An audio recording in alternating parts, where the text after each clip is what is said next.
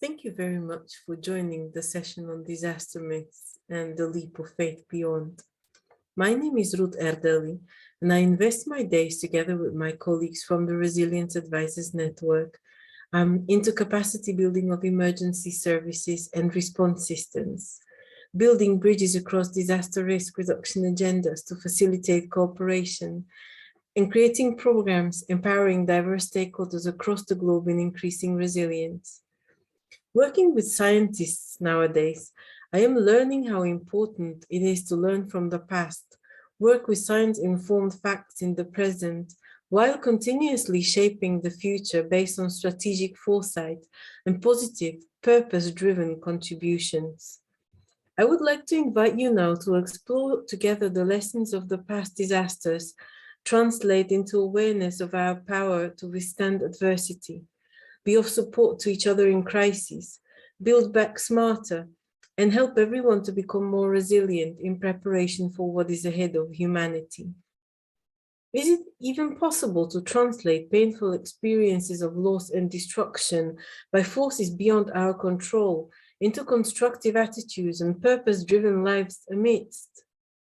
Does our vulnerability speak of our hidden strengths?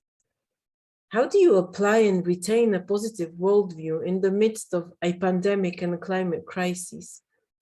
How do you remain sane, present, hopeful, and committed when facing evolving, multidimensional existential threats?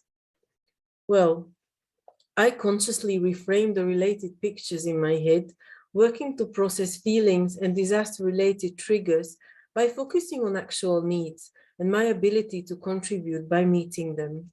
Working with disaster-affected communities across the globe, I have witnessed to the presence of hope, strength, and opportunity for personal contribution, learning, and growth in every tragedy.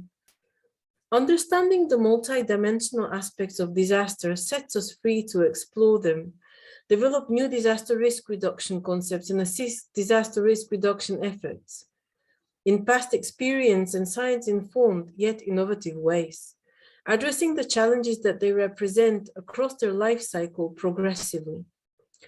According to the United Nations Office for Disaster Risk Reduction, a disaster is a serious disruption of the functioning of a community or a society at any scale due to hazardous events interacting with conditions of exposure, vulnerability, and capacity, leading to one or more of the following: human, material, economic, and environmental losses and unwanted impacts. The effect of the disaster can be immediate or localized, but it often is widespread and could last for long periods of time as we are witnessing. The effect may test or exceed the capacity of a community or society to cope using its own resources, and therefore may require assistance from external sources, which could include neighboring jurisdictions, but also those allocated at national and international levels. One way in which extreme events have been explored is through myths, or the narratives and traditional stories of cultures and peoples, as events large enough or destructive enough in impact were often preserved in the cultural memory of communities and nations. Myths do tell us a great deal about the past events, while their interpretations mirror the developing folklore, often confirming later science-based interpretations of what actually happened. In ancient Mesopotamia, a disaster was an event unfolding when Nergal, the god of calamity, senselessly lashed out. In ancient Greece, Poseidon, the god of sea, showed his rage through tsunamis and earthquakes. Thunderbird and whale myths of Northwestern American indigenous people preserved an allegory to a major earthquake and tsunami. The Tioni Manu myth of the Solomon Islands describes how Roraimenu's wife left him for another man at Tioni Manu Island, which later disappears in the sea forever after being hit by 8 cursed waves purchased by Roraimenu in revenge. The people of Pacific Islands recorded stories of deities who fish up islands from the water and others in which they are thrown back into the sea, with scientists finding proof of past volcanic eruptions based on the legends centuries later. Now, ancient myths are informing geomythology, The study of etiological oral traditions created by different cultures to explain geological phenomena and catastrophic geological events, combining earth science studies and analysis of ancient legends, transforming our knowledge base on earthquakes, volcanoes, and tsunamis, enhancing our ability to recognize early warning signs of modern disasters. Geomythology challenges the belief that all myths and legends are only fiction and fantasy. Geomyths are perceived as treasuries of information and details for the physical sciences that would otherwise be missed. Moving beyond a certain understanding of science, modernity, and development, acknowledging the value of all kinds of knowledge and traditions, expanding the perspectives beyond one, often Western, interpretation of rationalism and technological knowledge, while exploring new approaches with potentials to transform the sectors involved in resilience together, will transform the impact of joint efforts on risk reduction globally, I believe. Now, what is the acknowledged reality of disasters today? Well, disasters, natural and man-made, happen, and they happen everywhere and almost to everyone. The majority of individuals are exposed to potentially traumatic events on multiple occasions throughout their lifetime. Satellite data and geomatics, turning data on the planet into information, allow a whole new level of understanding, as satellites see through clouds, help us map floods and fire hotspots, areas impacted by earthquakes, and zones of live conflict. Early warning systems save lives, not just in tsunamis and wildfires, as our knowledge of natural hazards evolves. Growing understanding of risks allows for systematic disaster risk reduction, building back smarter, not just better, and expanding our resilience. Increasing awareness of the technological solutions available and supporting science and risk-informed decision-making in local, national, regional, and international risk governance will determine whether we grow our vulnerability or our resilience. Proactively applied strategic foresight is needed to prevent natural hazards from turning into fatal disasters. Now, before we explore the most common contemporary disaster myths together, I would like you to answer a question. Do you think it's possible to outrun a tsunami or a tornado? Well, once hitting land, the water from a tsunami travels approximately 20 to 30 miles per hour. Therefore, immediately following a tsunami warning and getting to higher ground safely, away from expected zone of impact, is key for those in its path. A tornado travels up 60 miles per hour. So seeking shelter in a basement, the safety of a hurricane shelter, or a lower level of building from windows and away from debris will significantly increase chances of survival. How does the speed of these events actually compare to the mobility of an average human being? Well, the fastest man on record, Usain Bolt, ran 23.35 miles per hour. The fastest woman, Florence Griffith Joyner, 21.32. The average man aged 20 to 40 runs 5.9 miles per hour, and the average woman in the same age range, 5 miles per hour, according to scientists.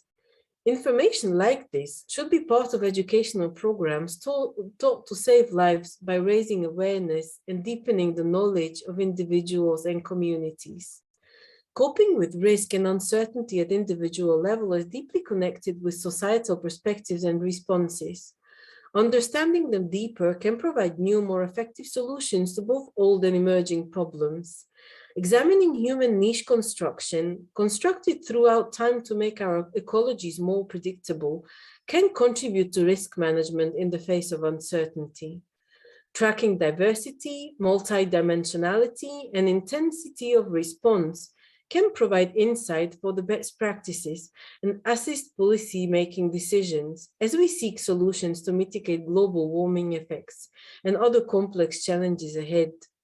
Asking ourselves who is really living on the edge of existence today, whose lives can be transformed for the better through investment into resilience, who could and should gain access to the resources of life-saving data, technologies, and opportunities for engagement in safety with well-placed support. Who gets to be declared a disaster expert today? And where are we overlooking expertise? Are affected communities given the opportunity to tell their stories, orchestrate the knowledge exchange and technology transfer? Are we shifting power to local experts to transform local resilience? Are we optimizing technical solutions and evaluations to generate best practices and lessons learned that bridge across unresolved issues in power structures, historical injustices translated into limiting social structures and support, discrimination in all forms, systemic inequality translated into increased vulnerability? Well, many questions that we need to ask ourselves. Now, let's look at the shared challenges through the lens of contemporary disaster mythology. No one could have predicted it is a favorite with politicians who often say this to comfort the public, which is taking impact in the impact of disasters while falling victims to gaps in governance.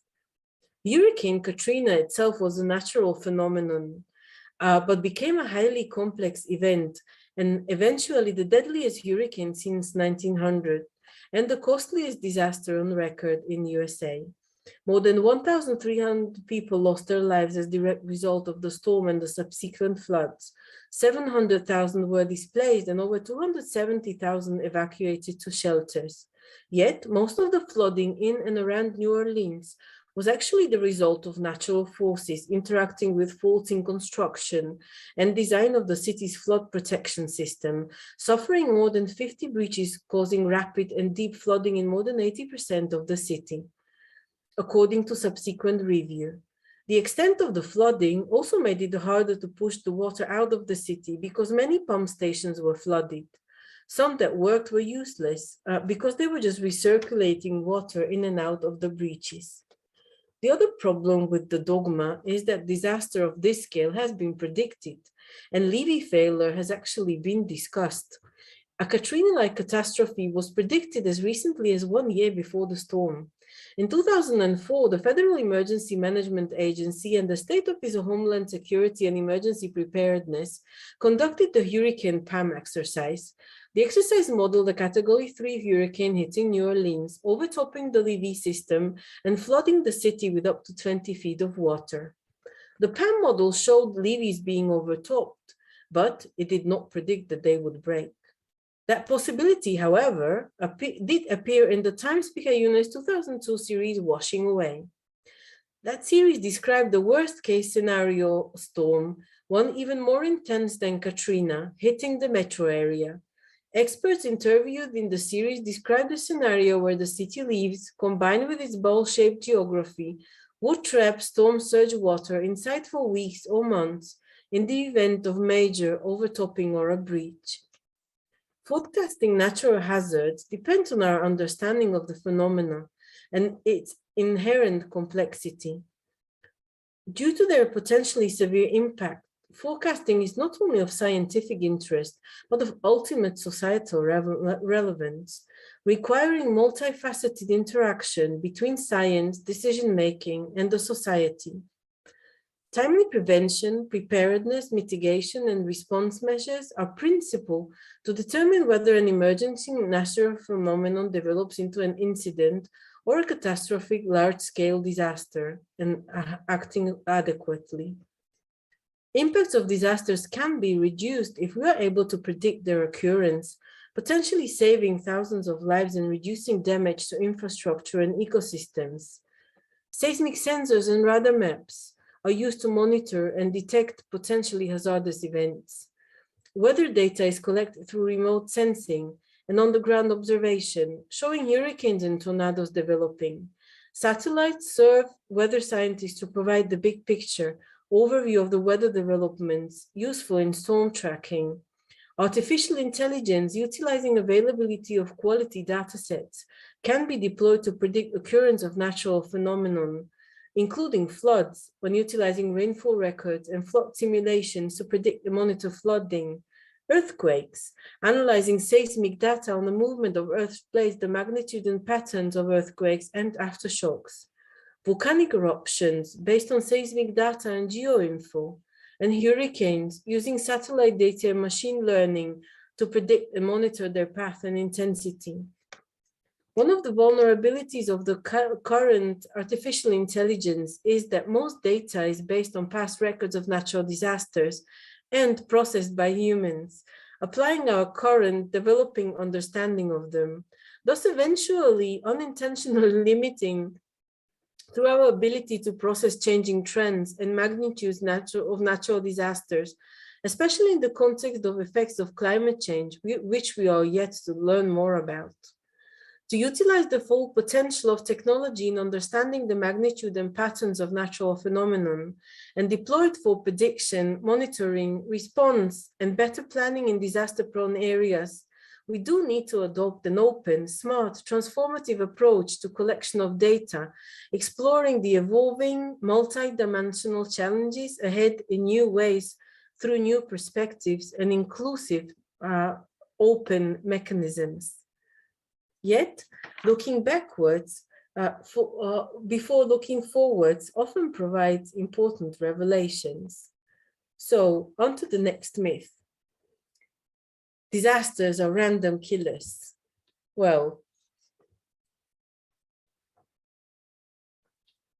disasters do strike hardest the most vulnerable groups, the poor, and especially women, children, and the elderly. Disasters tend to discriminate along generational and gender lines as well.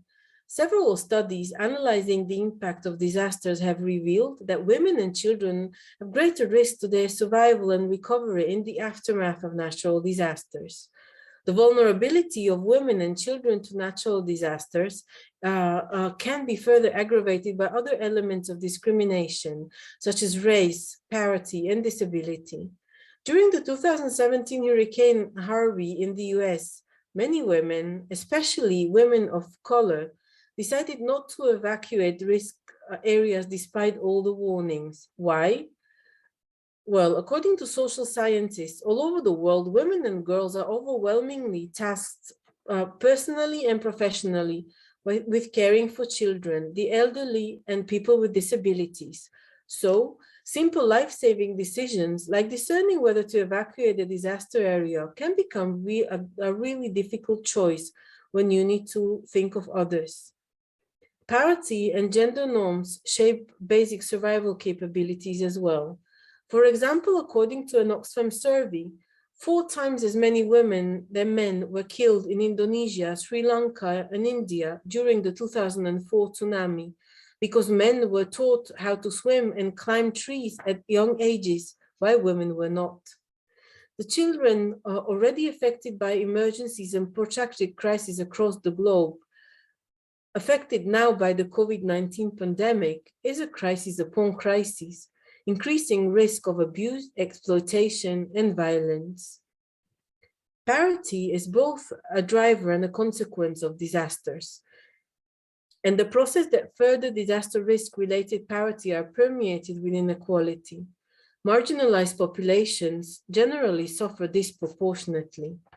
Extreme weather events in 2021, including a deep winter freeze, flood, severe thunderstorms and heat waves, and major hurricanes, resulted in annual insured losses from natural catastrophes estimated at $105 billion US, and that's only the insured ones. Hurricane Ida was one of the most loss-making events on record, but once again, more than half of the global losses came from the secondary perils. The Sigma catastrophe losses estimate exclude claims related to the COVID-19 pandemic. Natural catastrophe losses are likely to continue to grow more than the global GDP, according to experts from the Swiss Re Institute. While absolute economic losses are concentrated in high-income countries, the human cost of disasters falls overwhelmingly on low and mid-income countries and their citizens. Socioeconomic inequality is likely to increase, and with the disaster risk for those countries, communities, households, and businesses that only have limited opportunities to manage their risks and strengthen resilience. Geography of inequality expresses itself at all scales, between regions and countries, within countries and inside cities and localities, making an important claim on the added value of investing into building community resilience at local level. Vulnerability is simply not just about poverty, but extensive research over the past 30 years has revealed that generally it's the poor who tend to suffer worst in disasters. Impoverished people are more likely to live in hazard-exposed areas and are less able to invest into risk-reducing measures. The lack of access to insurance and social protection means that people in poverty are often forced to use already limited access to buffer disaster losses, which drive them into poverty even further. Poverty is therefore both the cause and consequence of disaster, particularly extensive risk, with drought being the hazard most closely associated, especially in lower income countries. The impact of disasters on the poor can, in addition to loss of life, injury, and damage, cause a total loss of livelihoods, displacement, poor health, food insecurity, among other consequences. However, disasters can also shake social norms, empower relations, and can offer opportunities for progress. Governments across the world are increasingly recognizing the importance of engaging all members of communities in disaster risk reduction at national and local levels. The World Bank and the Global Facility for Disaster Risk Reduction and Recovery through the Africa Hydromet Program are supporting several countries in Africa to prepare for droughts and floods. The Africa Hydromet Program also mandates the inclusion of women in technical fields like meteorology and hydrology, as well as decision-making. The program also builds the capacity of government officials to understand the gender dimensions in disaster risk reduction. In Togo, current programs enhance national hydrometeorological and civil protection services while expanding the Togolese Red Cross's efforts to empower women's groups in increasing community resilience. According to the Red Cross, including women in preparing contingency and emergency plans at grassroots level has not only saved many lives, but has also contributed to elevating the status of women as agents of change in their communities. A legitimate question for any purpose-driven, values-focused disaster risk reduction pro is, what can I do to make a true difference, challenge by challenge, person by person? How can I bring my authentic experience to validify and enhance the local knowledge base of those affected, shine a light on their true needs, increase preparedness of the community I'm about to serve, accelerate adaptation to evolving threats, and co-create solutions that truly advance resilience of all while meeting their needs? Contemporary mythology offers different perspectives. The next myth says that most deaths occur while rescue is actually available, causing much distress to the survivors losing loved ones. In fact, most disaster victims owe their lives to their neighbors, not outside medical or rescue teams. This is not meant as an indictment of state, national, or international medical response per se, but rather a statement of the nature of the injuries caused by selected disasters. Most deaths occur while the disaster is happening, when no one, not even those with best intentions, can reach the victim. These deaths occur when the storm surge or flash floods are flowing over 10 feet deep, or winds are blowing over 100 miles per hour, or the earth is shaking violently. And no one can reach you even if they had the intention and the tools. Nearly all of these associated injuries with drowning, bleeding, and crush injuries require immediate care to prevent death. Therefore, it is your neighbors that will save your life most probably. This is definitely the reason to increase accessibility of first aid training, systematically provide and expand crisis-focused psychosocial programs, generate support to local resilience teams and volunteer rescue services, and equip children with psychological and survival skills deployable in crises. Cooperation of authorities and media in raising awareness and preparedness of the public empowers individuals to step into their strength, apply their skills and knowledge, and help vulnerable others during a crisis. Enhancing emergency education in protracted crises such as pandemics is the next level of concern that shouldn't be omitted by decision makers when shaping public safety policies. Now, one of my favorite myths, in parentheses, is that affected populations are helpless and cannot take responsibility for their own survival. In fact, many people actually find their strength and resiliency during an emergency.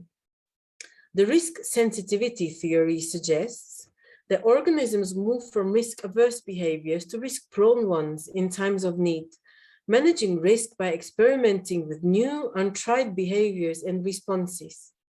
Typically, risk management steps include behaviors based on avoidance, transfer, sharing, mitigation, and then acceptance. These phases of risk management relate to the concept of resilience interpreted in the context of human behavior as persistence in the face of loss and uncertainty, ultimately expanding the ability of individuals and groups to survive.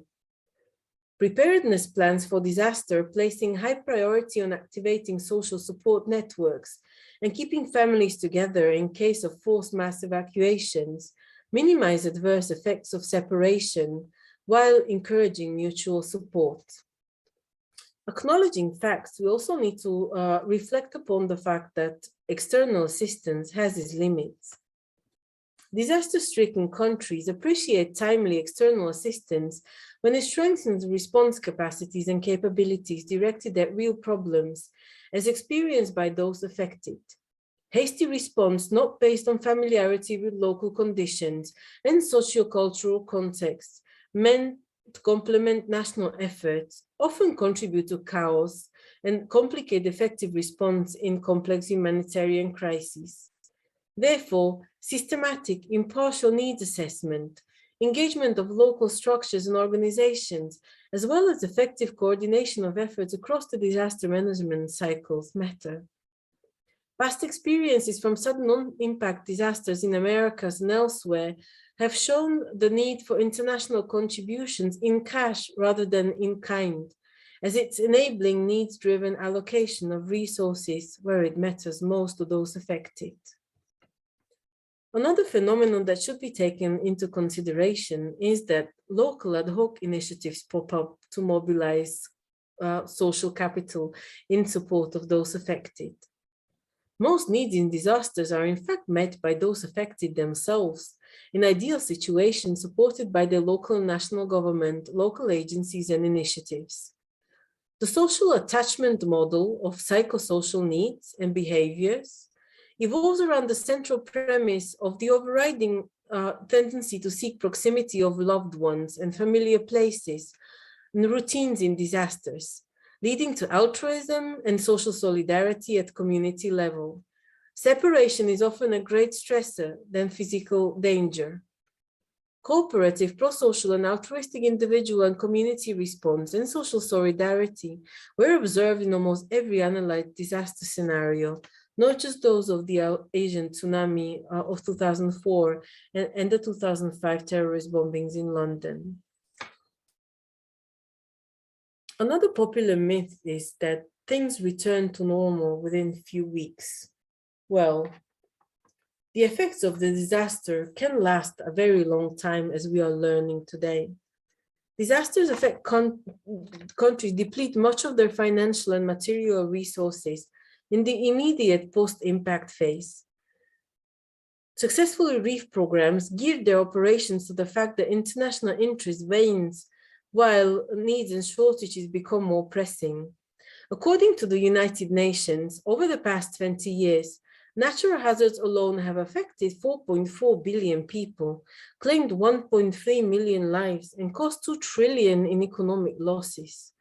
A natural disaster can completely halt or reverse progress achieved over decades in just a few years. And disasters not only destroy assets and lives, but also erase prior development efforts. What also deserves attention is that social and mental health problems will appear when acute crisis subsides. The people affected feel and often are truly abandoned to their own means.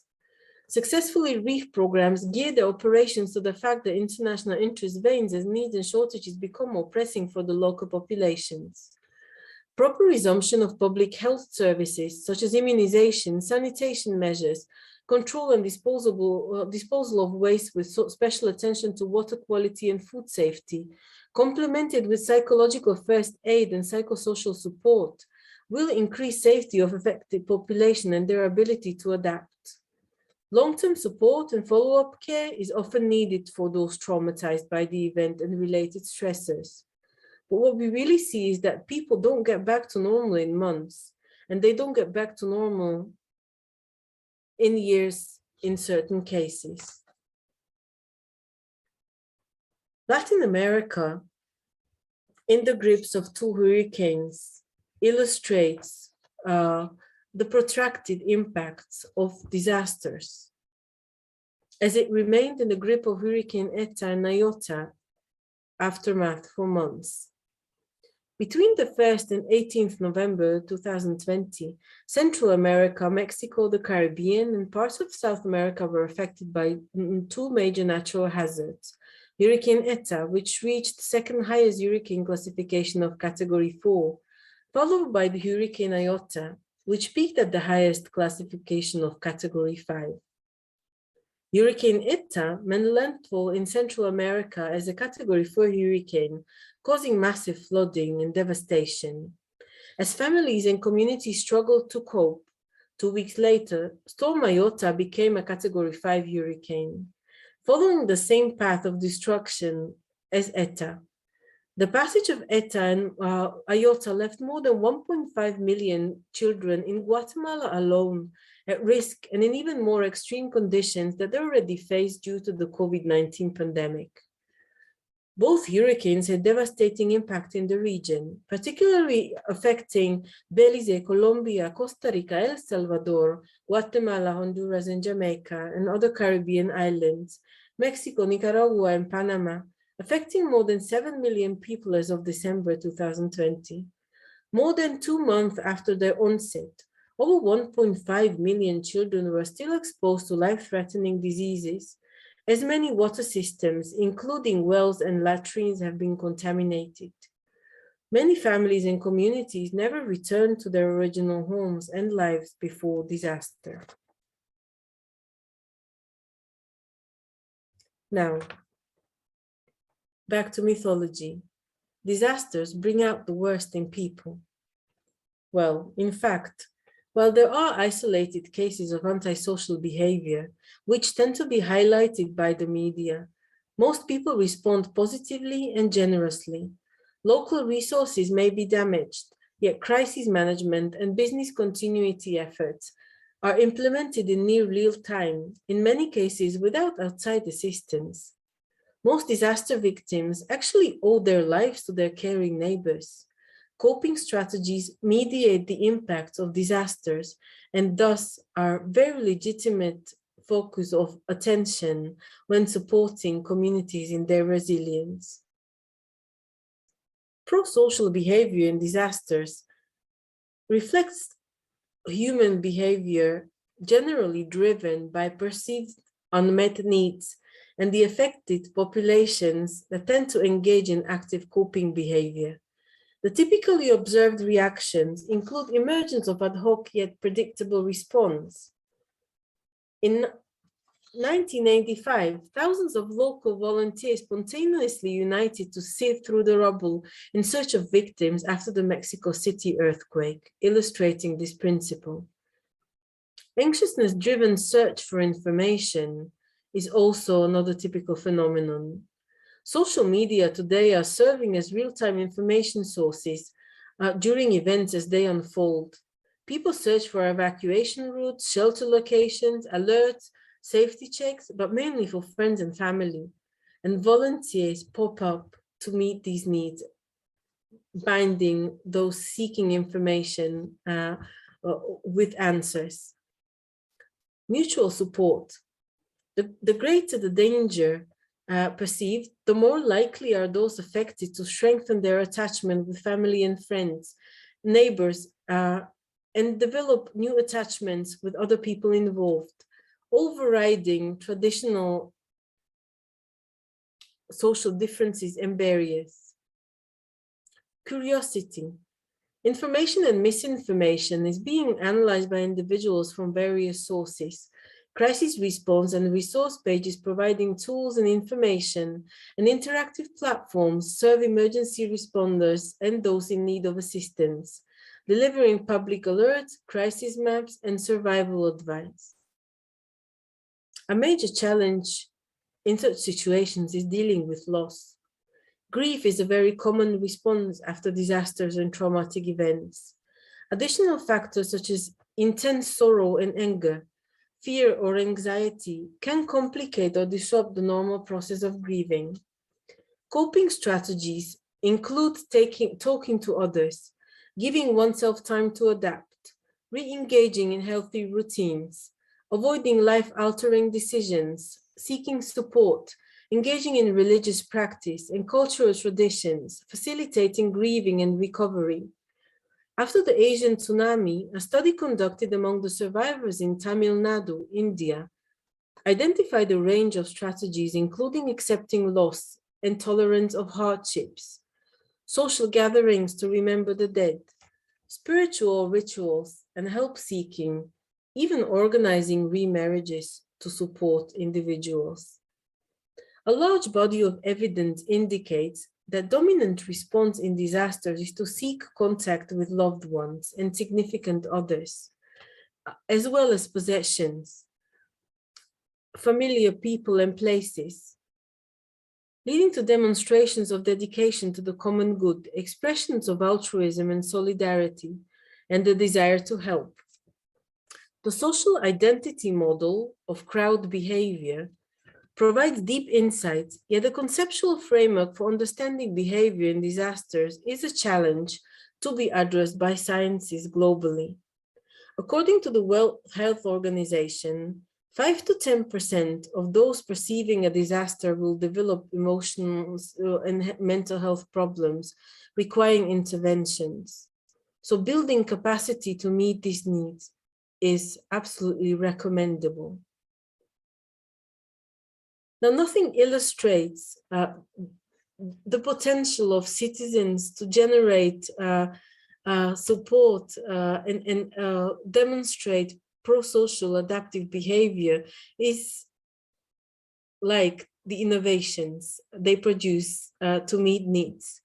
Citizens' innovation in the pandemic include a variety of quickly generated solutions, 3D printers generating PPE for medical staff, personal protective equipment being sewn in communities to be shared with neighbors, industrial production quickly switching from producing alcohol to much needed sanitizers, self-organizing self-help groups on social media, tech enabling eyewitness, sharing live information, creating collaborative crisis management tools by citizens, sharing collective intelligence through tools such as the disaster map by Scipionus, the open source Ushahidi platform, utilizing user-generated records to collate and map data for quake maps and more. Disaster management solution Sahana, offering communities disaster management solutions deployable in crises. Tech support of spontaneous volunteer teams and crowdfunding initiatives, such as the virtual volunteer reception centers and digital volunteerism through initiatives as Blaze Aid.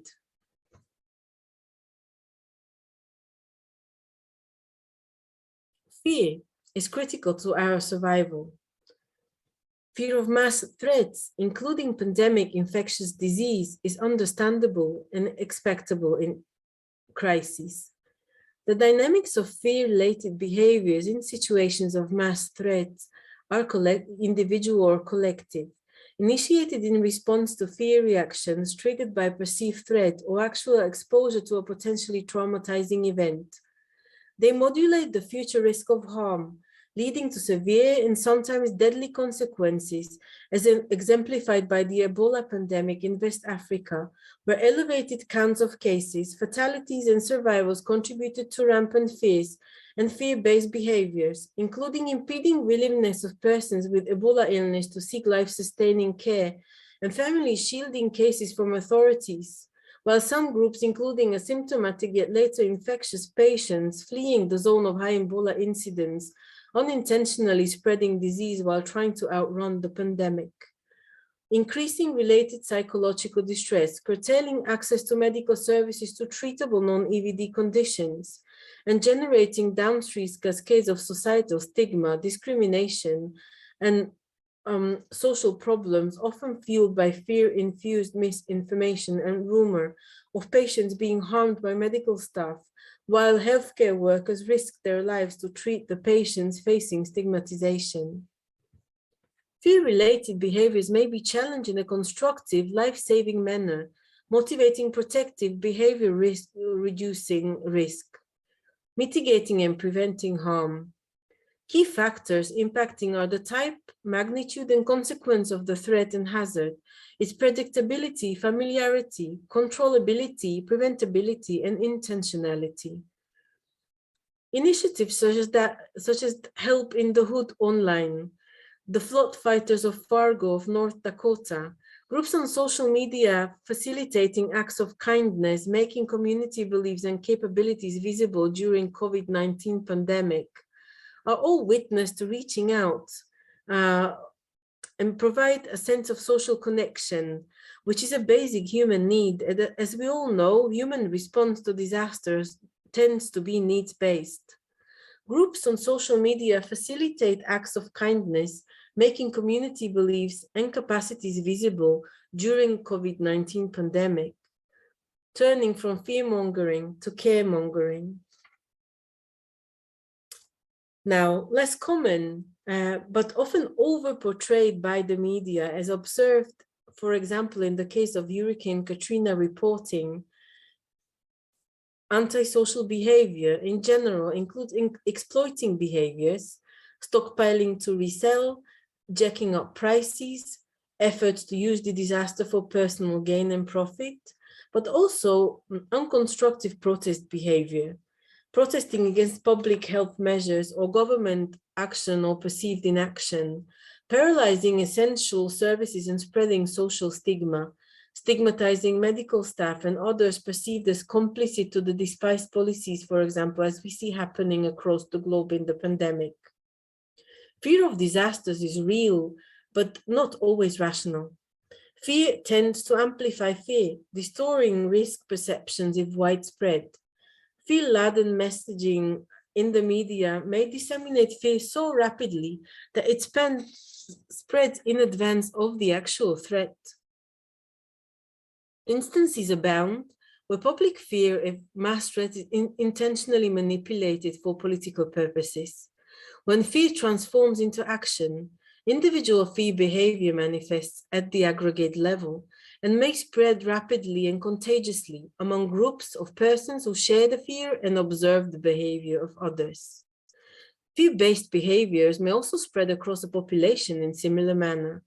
The global reach and instantaneous transmission of media and social media messaging and images that trigger seemingly spontaneous outbreaks of fear-based behavior in real time and space across the globe.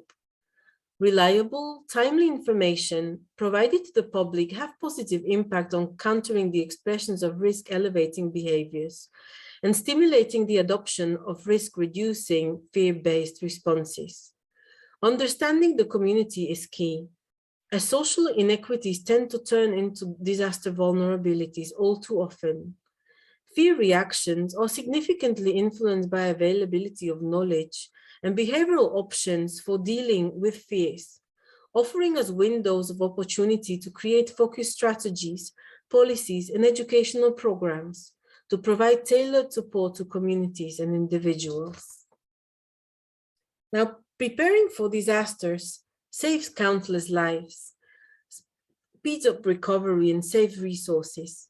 The need to prepare for the unexpected nowadays is obvious, not just from the myths, and traditional stories capturing experience, but from actual exposure to epidemics, floods, storms, droughts, and wildfires that are now expected to become more frequent and severe, affecting hundreds of millions every year. Doing good is not enough anymore. We must do good well to stand a chance. Evidence-based decision-making, management by objectives, setting standards, defining criteria for services, defining measurable objectives in accessibility and other attributes of key services that help people survive. Embracing history and science-informed strategic foresight-shaped risk reduction strategies.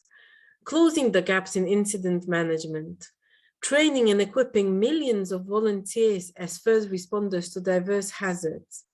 And engaging all in resilience is no small task. Now, how do you engage an entire community in community resilience? Community resilience essentially refers to a community's capacity to recover from collective adversity, prepare for, withstand, and recover from it, building back smarter. How can communities truly embrace global challenges and strategies, translate them into local contexts, and embrace disaster risk resilience goals along social development goals? Well, in local communities, the baseline is the actual reality, and thus creating open, flexible, and inclusive platforms where decision makers form local governments can work together with citizens and stakeholders from all sectors and industries to co-design and jointly embrace science-informed, risk reduction-focused local strategies in an alternative currently explored and supported in Europe. Well, I do want you to learn about the local resilience team in Gorizia, Italy, developing local resilience indicators utilizing modern technology and assistance of artificial intelligence, while identifying strategies to embrace local threats and vulnerabilities and shaping community resilience and strategies with all interested in engaging, writing their own story of resilience, together with local decision makers, citizens, representatives of those with special needs, and the industry producing solutions. Empowering the local community to local risk ownership and utilization of their immense social capital for the benefit of all. They have a very extensive communication interface to the public, utilizing social media, including Facebook, to communicate risk, exposure, vulnerability, inclusion, mental health and psychosocial support, and open interfaces to the local self-government, enabling citizens to be more informed and better prepared. You are more than free to visit them virtually on the links provided. In the end, geomythology challenges our way of thinking about our past and our future. New geomyths may even be created for future generations to pore over. I imagine that global warming and climate change might inspire new geomyths to capture our own experience in new, authentic ways by modern storytellers. The most important lesson is that we will survive. It doesn't mean we are going to have to adapt, in many cases quite radically, to accommodate the effects of climate change and its impact and everything that's coming our way. But it does mean that we will learn together and seek strategies to survive. Thank you for exploring disaster myths with me, and I look forward to hearing your stories of survival and resilience, shaping disaster risk reduction initiatives of the future. Now I'm more than happy to take your questions and learn more about your perspectives.